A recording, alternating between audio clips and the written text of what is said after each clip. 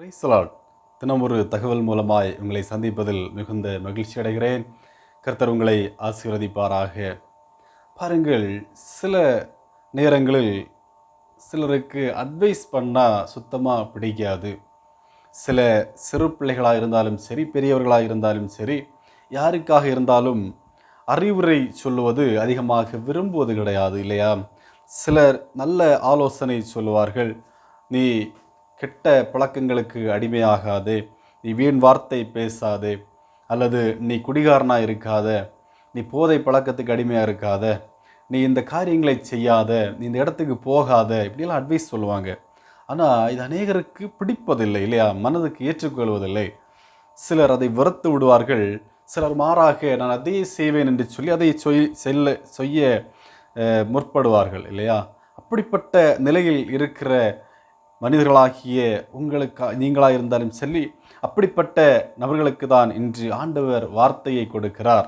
நீதிமொழிகள் 24வது அதிகாரம் அதன் முதல் 2 வேத வசனங்கள் இவ்வாறாக சொல்கிறது. பொல்லாத மனுஷர் மேல் பொறாமை கொள்ளாதே, அவர்களோடு இருக்கவும் விரும்பாதே.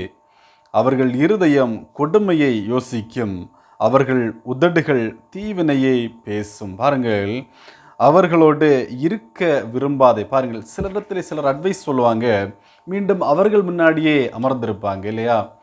இருந்துட்டு அவங்கள என்ன சொல்லுவாங்க, நான் தப்பு செய்யலையே அப்படின்னு சொல்லி. பாருங்கள், எந்த ஒரு மனிதர்களோடு நாம் சேருகிறோமோ அதை பொறுத்து தான் நம்முடைய பின்மாற்றங்களும் இருக்கும். ஆகவே சில தீய மனிதர்களோடு நம்முடைய நட்பு பழக்கங்கள் இருக்கும் என்று சொன்னால் அதை விட்டு விடுவது மிகவும் நல்லது.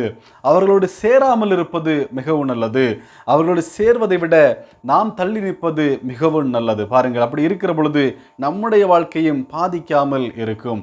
உங்களுடைய வாழ்க்கையிலே இதுபோல எண்ணங்கள் இருக்கும், இதுபோல நடைமுறைகள் இருக்குன்னு சொன்னால் அதை விட்டு விடுவது மிகவும் நல்லது என்று சொல்லி இன்று ஆண்டவர் உங்களோடு கூட பேசி கொண்டிருக்கிறார்.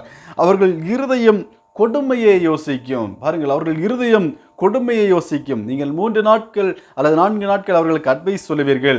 ஒரு தீய பழக்கத்தில் இருக்கிற மனிதனுக்கு கொஞ்ச நாட்கள் நீங்கள் அட்வைஸ் சொல்லுவீர்கள். மாறாக அவர்கள் அதை கேட்டு கேட்டு ஒன்றே திருந்துவார்கள்.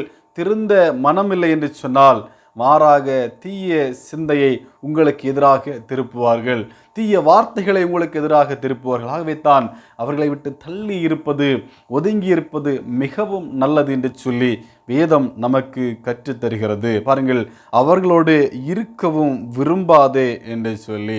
அவர்கள் உதடுகள் தீவினையை பேசும். பாருங்கள், அவர்கள் உதடுகள் தீவினையை பேசும். போதை பழக்கங்களுக்கு அடிமையாக இருக்கிற நபர்கள் எப்பொழுதும் ஒரே நிலையில் இருப்பது இல்லை.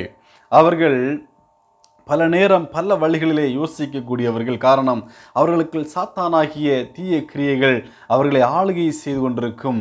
அதை நம்மால் புரிந்து கொள்ள முடியாது. ஆகவே தான் வேதம் இந்த நாளிலே தெளிவாக நம்மோடு கூட பேசுகிறது.